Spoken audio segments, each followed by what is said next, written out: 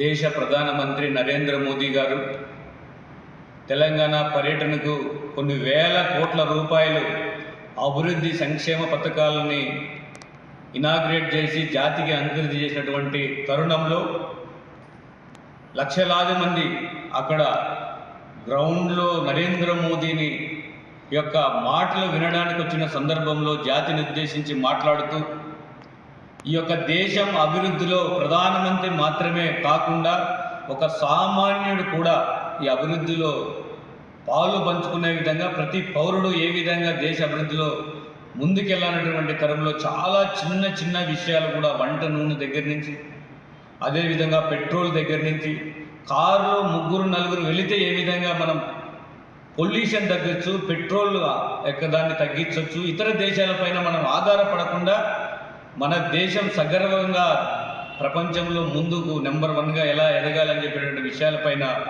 మాట్లాడితే ఈ రాష్ట్రంలో ఉన్నటువంటి దొంగల ముఠ అవినీతి కోరులకు లీడర్ అయినటువంటి జగన్మోహన్ రెడ్డి టీంలో అతనికి విషయం ఉండదు, వెటకారం ఎక్కువ, విషయం తక్కువ.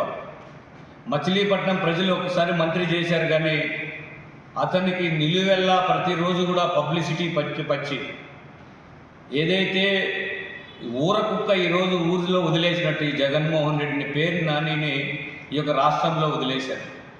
అతను పబ్లిసిటీ యావలబడి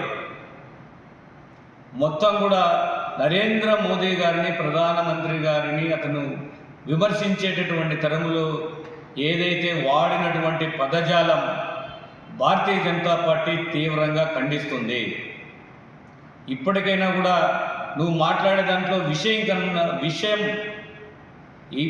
కన్నా కంటెంట్ కన్నా వెటకారం నరేంద్ర మోదీ పైన చూపించినటువంటి యొక్క మాట్లాడిన విధానం ప్రతి పౌరుడు సిగ్గుగా ఈరోజు నిన్ను చూసి తిట్టేటువంటి పరిస్థితి యొక్క రాష్ట్రంలో, దేశంలో కనపడుతుంది. తెలంగాణ రాష్ట్ర పర్యటన సందర్భంగా గౌరవ ప్రధానమంత్రి నరేంద్ర మోడీ గారు మిడిల్ ఈస్ట్ కంట్రీస్లో ఈరోజు యుద్ధ వాతావరణం నెలకొని ఉంది. అక్కడ యుద్ధ వాతావరణం నెలకొనడం వల్ల భారతదేశానికి కావచ్చు లేదా ఇతర దేశాలకు కావచ్చు క్రూడ్ ఆయిల్ సరఫరా ఇబ్బందికరంగా ఉంది. ఈ పరిస్థితులలో పెట్రోలు, డీజిలు, అదేవిధంగా వంట గ్యాసు ఇలాంటి ముఖ్యమైనటువంటి వాటిని అవసరాన్ని బట్టి పొదుపుగా వినియోగించుకోవాల్సినటువంటి అవసరం ఉంది. దుబారాగా ఉపయోగించినట్టయితే, అవసరం లేని సందర్భాల్లో కూడా ఉపయోగించినట్టయితే గ్యాస్ కొరత, అదేవిధంగా పెట్రోల్ కొరత, డీజిల్ కొరత ఏర్పడేటువంటి అవకాశం ఉంటుంది. అదేవిధంగా ఎప్పుడైతే పెట్రోల్ కొరత ఏర్పడుతుందో, డీజిల్ కొరత ఏర్పడుతుందో దాని యొక్క ప్రభావం రవాణా వ్యవస్థ మీద పడతా ఉంది. ఆ విధంగా రవాణా వ్యవస్థ మీద పడడం ద్వారా దేశంలో నిత్యావసర సరుకుల ధరలన్నీ కూడా పెరిగిపోయి పేద మధ్యతరగతి ప్రజలు అనేక ఇబ్బందులకు, కష్టాలకు గురయ్యేటువంటి అవకాశం ఉంటుంది. కాబట్టి దయచేసి దేశ ప్రజలందరూ కూడా ఈరోజు పెట్రోలు, డీజిలు, గ్యాస్ లాంటి ముఖ్యమైనటువంటి వాటిని అవసరాన్ని బట్టి మాత్రమే వినియోగించాలి.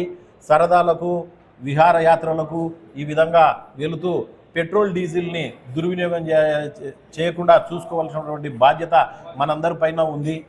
దేశంలోని ప్రతి ఒక్కరికి కూడా మనం అండగా నిలవాల్సినటువంటి బాధ్యత ఉంది అని చెప్పేసి చెప్పడం చాలా సంతోషించదగ్గ విషయం, హర్షించదగ్గ విషయం అని చెప్పేసి నేను ఈ సందర్భంగా తెలియజేస్తా ఉన్నాను.